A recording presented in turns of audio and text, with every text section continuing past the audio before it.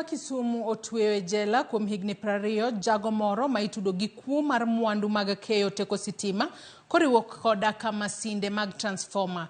Jago no manyinge Polycarp Nyakai oyudore kama tek kalure gi kuono ma yangore ni ne otimore higa mar 2021.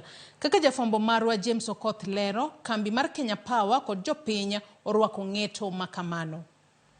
On the 12th count, the accused is hereby sentenced to serve 5 years in jail. That is a total of 60 years. But I'm looking at the first, second, and third counts. The sentences to those counts shall run concurrently. The fourth, fifth, and sixth counts, the sentences shall run concurrently. The seventh, eighth, and ninth counts, the sentences shall run concurrently.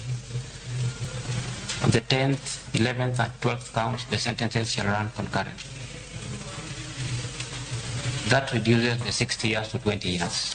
En ng'eto ma oweyo ka achijno manyinge Polycarp Nyakai aringo dhie jela higni 20 kalure gi kethono ma oyude godo mar ketho mwandu mag stima kod kuo mar transfoma e nyim dono ma Kisumu.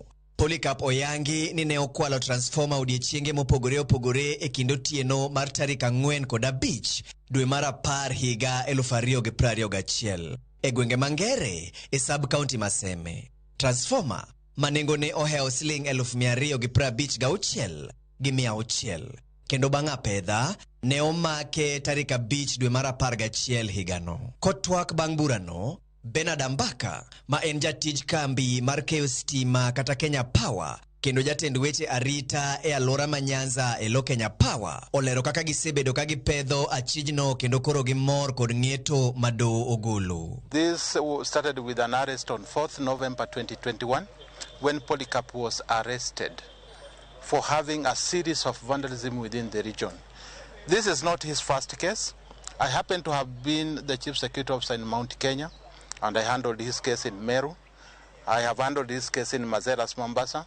I have handled his cases in Nairobi. Basically, up to 2021, the region lost 47 transformers in the region.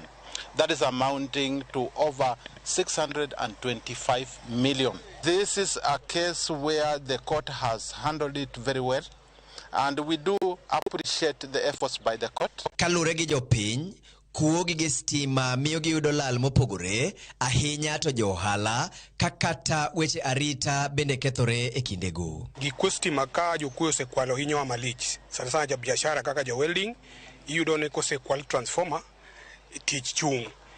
Ja biashara kaka ja kinyosi ok nyal dhi mbele gi tije, koro biashara kethore.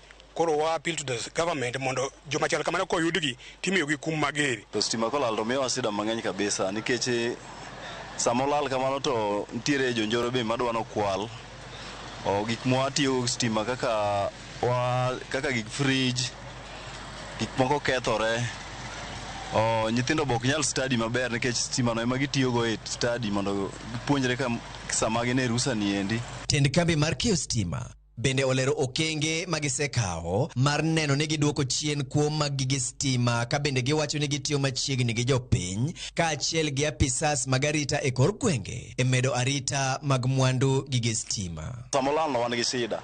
Koro sama ka gimiyo namba gito wanyalo report wechego, wanyalo miyo gi information matimore gweng kama wanene gimno kotimore mondo gigo bed protected. We have also tried the technical innovation by placing some of the transformers high above the HT line, the high tension lines, so that nobody will dare reach the transformer before passing through the baptism of fire. And we have had so many cases which are assisted by members of the public in arresting any impending vandalism.